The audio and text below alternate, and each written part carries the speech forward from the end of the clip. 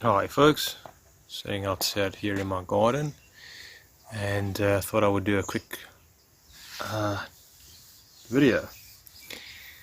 Behind me is my little greenhouse, and it's got tomatoes growing in there. Got to keep them in the greenhouse because of the monkeys. Hydroponic style, yeah.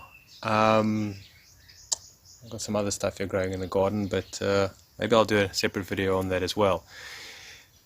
This reality, this dimension is dual in nature, okay, and it's split in a sense, so to speak, okay. And I think the most profound and important split is the internal one, right? They're split from the authentic self, the soul, the spirit, whatever you want to call it, right? That's split. I think that's the most significant and important one of all the dualities. You know, that's probably the one duality that we can work on the most, right? But again, that is the least duality that's looked at or even thought about, even considered, even a reality. You know, it's that's split from the authentic self, from the soul, the spirit, if you will, you know, into the ego. Just been working with some metal here. My hands are dirty, my nails are terrible, but you know, anyways, can't be self-conscious of that. There's bigger things going on, isn't there, folks? Anyways, also a bit of a beard here, but I don't even realize it until I have to go for a meeting or something like that, and then I'm self-conscious. Anyway, besides the point. So,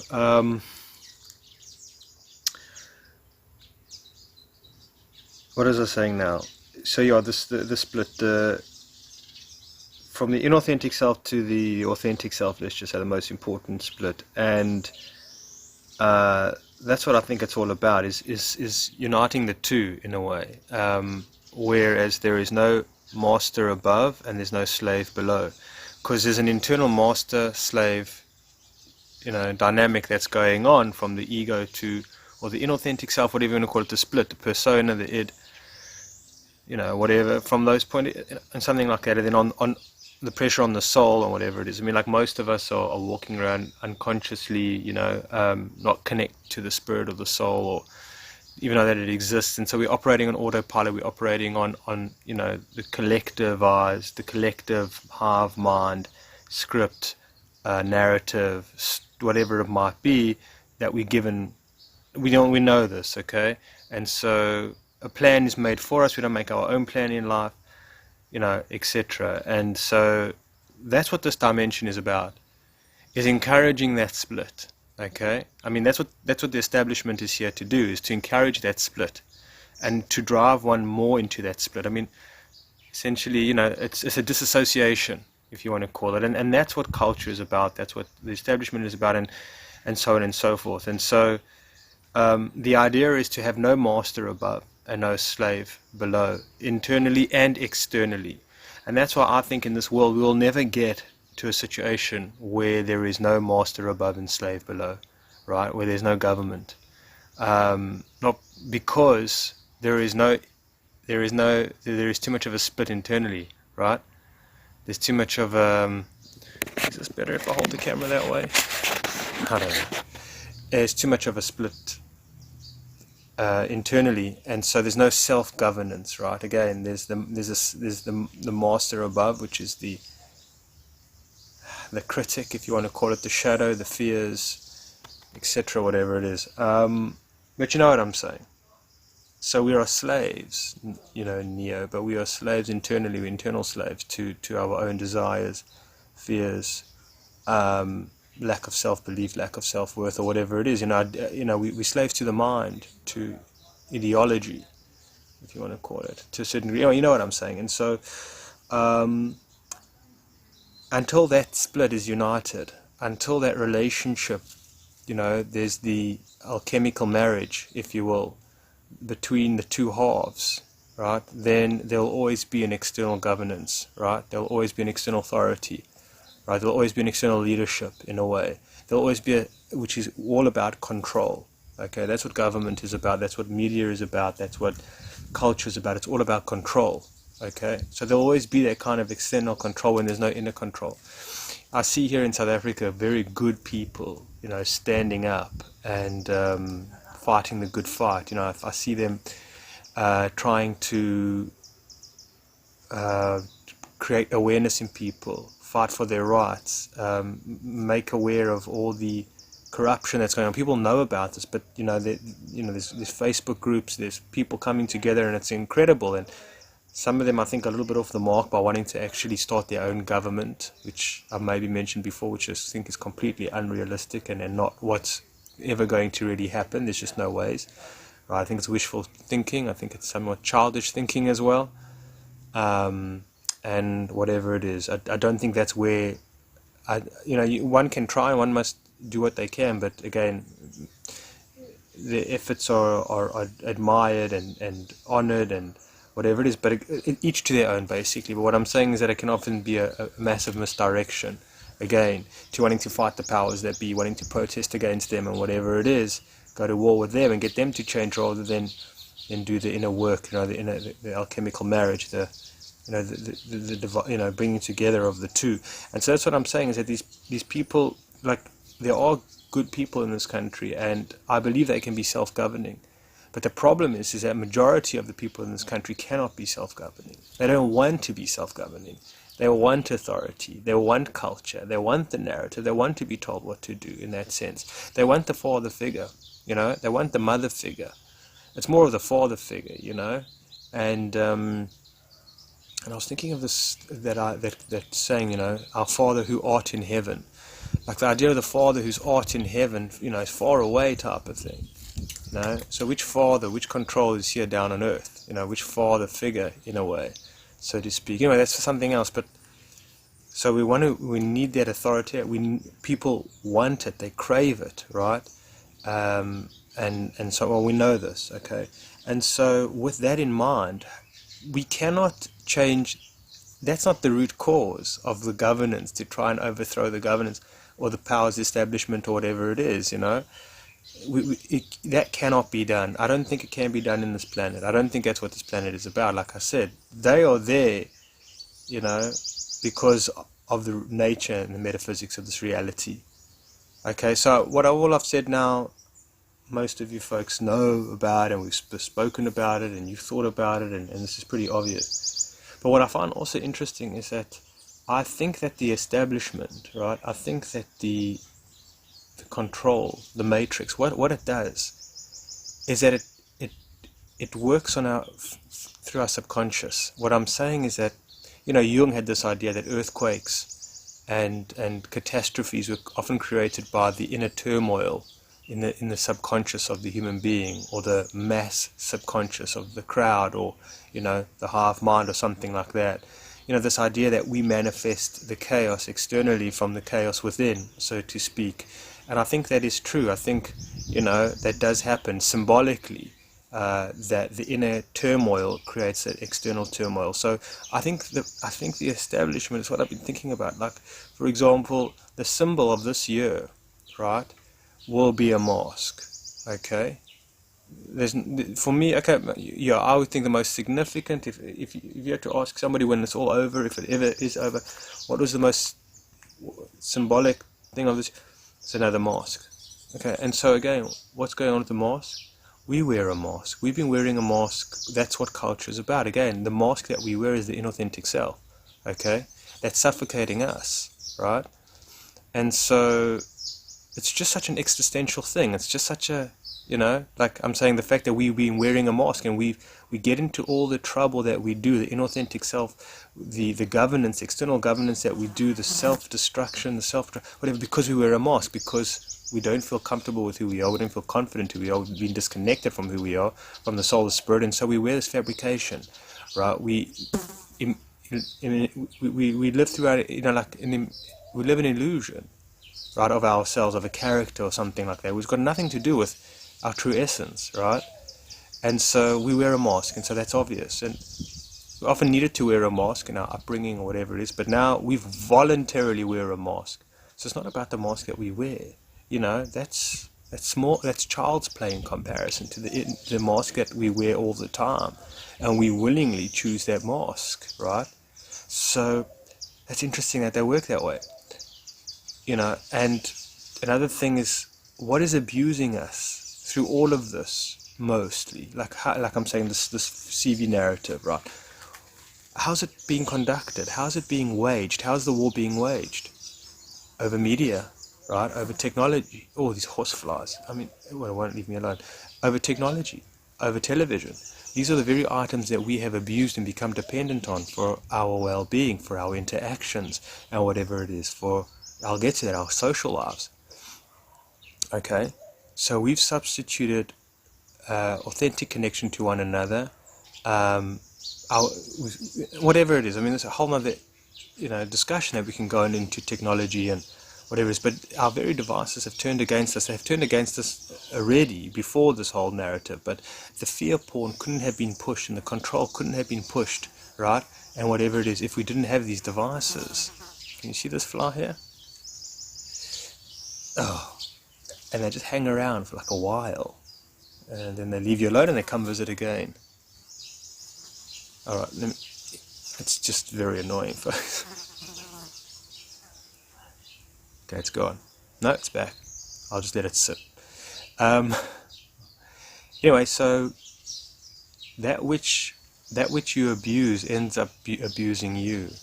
That which you seek comfort in, which is unhealthy, will start becoming discomforting to you. That which you use to distract from yourself, from your true essence, will start, it's the distraction already is the problem, but it will start, it starts having a sort of a further adverse effect the more you become, like alcohol, right? The more you become dependent on it, the more intense it's going to get, the more dependent you're going to be on it, the more you need it, the more it controls your life, the more you can't live without it, type of thing, and so that which you abuse ends up abusing you. Okay, and so our media, our television, our cell phones that we have been completely indulged in, one of the biggest, if not the biggest addiction on this planet, right, is now turned against us. Okay, oh, this fly. And okay, so that's another thing. Okay, I mean, again, we've oh, sorry, folks, I'm just gonna have to pause this and try and get rid of this. Alright, hopefully I got rid of it. You're just waiting for it to come back. Anyway, so, I don't know. I'm just saying it's like social distancing. We have been social distancing since social media came out, in a way. How many people that I speak to, right, that are right in front of me but are on their phones, okay? That often feel more comfortable speaking over the phone, right? Not present. We're not present together. Mother in sitting by herself on the couch eating dinner, watching TV. The child on her on the iPad. The flies back. The father on his laptop, whatever it is. The other son on his cell phone. While it's dinner time, and maybe they're all eating at the same time but in different rooms, and no, they're never really together in that way. This fly, folks. And so on and so forth. And so now we've been told to social distance in the physical distance, and we're annoyed with it, and obviously it's an inconvenience, and don't tell us what to do, blah blah blah. But we've been doing it all the time, right? We've been doing it all the time, and to our own detriment, and we haven't been present with one another. And so they're just telling us what we've been doing, making it pretty darn obvious in a sense, So that's another thing. And then there's a number of things that it just says, like we're reaping what we're sowing existentially. Like the very nature is of our dysfunction and unhealthiness seems like it's being again manifested, and it's coming to us with this whole CV narrative and more of what's to come. There's no question about it. Again, if there's no self-governance, then the external governance, takes a life. We breathe life into it. We manifest it. It's a result of lack of inner governance or self-authority, sovereignty, and that what manifests outside. That's a result what happens outside, right? So again, we social distance between one another. Again, not physical distance, it's social, the word social, because we've been social distancing all the time. We're social distancing when we're wearing a mask. I'm saying the ego mask, right? We social distance. We don't allow each other into our lives. We don't practice real love, real trust, real loyalty, real relationships, or things like that, real connection. We don't engage in any of that. We're complete strangers to one another in the time that we live in. And a lot of the time we complete competition and threat to one another and make one another feel uncomfortable and, whatever it is. And so that's what I'm saying. And now you get into this idea of, the Black Lives Matter story. So what's that about? I was thinking about this. I was thinking, like, what's that got to do with things? What is that? What's going on here? Like, what could that possibly be about? And then I thought to myself, it's about duality. It's about duality. Again, it's the key of duality. It's black and it's white, right? And it's discussing that one of the jewels is more important than the other jewel. So the black is more important than the white. Now, I'm not talking about people now, or races, obviously. I'm talking about the yin and the yang. So the masculine is more important than the feminine. The yin is more important than the yang. Or the yang is more important than the yin. Whatever you want to play it, they've chosen one side of the duality, one side of the coin, and overexposing it. The ego, right, which is the inauthentic self, governance, whatever, all of these things, the jewel, that's the thing, the split. They've encouraged the split, the false part of the split, the inauthentic, that side of things, right? That's what the Matrix is about. Somebody said to me the other day, the South African captain of the South African rugby team, he's a black guy, he's married to a white woman, and they got children that are mixed race, which is kind of coloured in a way. And so you say, whose life matters? Does the father's life matter more than his own children and his wife? Type of thing, So again, that just gets blown out of the water straight away. It doesn't make sense. Okay, so I'm saying these are things a lot of them nonsensical. Like they're not rational, but they're not supposed to be, because that's not what it's about. It's not what it's about on the surface at all. It's all symbolic. It's all symbolic, right? And it's all coming from the inner suppression, right? From the subconscious, from the disconnect, from the disassociation. And that's how we're imagining this world, through our own imagination. And the powers that be, or the establishment, whatever you want to call them, they and the magicians that are just reading it and then putting the props, creating the roadshow, creating the story, the narrative. But through the psyche, through the psyche, it's like, but that's what reality does. Like, for example, in Vanilla Sky, right, the movie Vanilla Sky. And this is life in general, I'm just using this as a metaphor. David Ames is afraid of heights. And what has he got to do in order to wake up from his, cryogenically frozen, I'm ruining the movie for you, sleep, from his sleep, let's just say, his dream, he's got to jump off the building, he's got to face his primal fear, the fear that's his exclusive fear, his greatest fear, if you want to call it, right? And that's what he's got to face, and he's got to overcome that, okay? And so isn't it ironic that it's like, in his dream, the tech support, which they call, I think it's called tech support, I think it's called from LE, Life Extension, the technicians that are working on it while he's dreaming and producing the scenario for him where he needs to jump, where he needs to face his fears, right? They're manifesting it for him, but he's manifesting it himself in a way. Isn't that what dreams are about? At night when we dream, that we manifest like the reality, I don't know, maybe your brother that bullied you when you were a child, and in your dream you get to confront him, or something like that. It creates in your dream symbolism. The symbolism of your dream happens through what's going on in your subconscious, and there's dream interpretation or whatever it is. So you see what I'm saying? And so the human being, the psyche of the human being is playing that all into reality, right? And what's going on, and the powers that be are just creating the stage. And it's interesting in the movie Devil's Advocate, this is a side point, but Al Pacino, who plays the devil, says, I only set the stage, you pull your own strings. And you see, so that's the relationship that we have almost with this, the dark side in that way.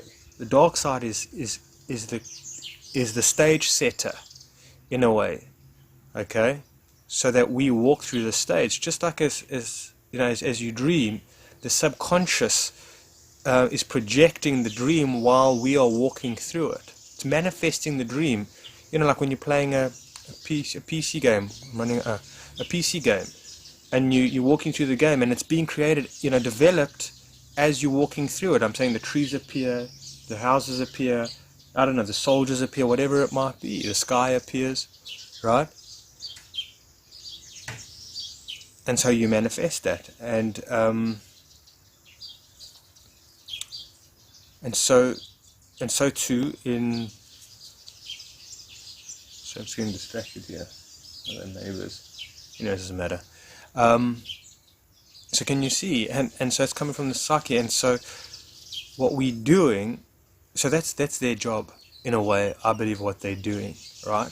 They are a function of the subconscious in a sense, right?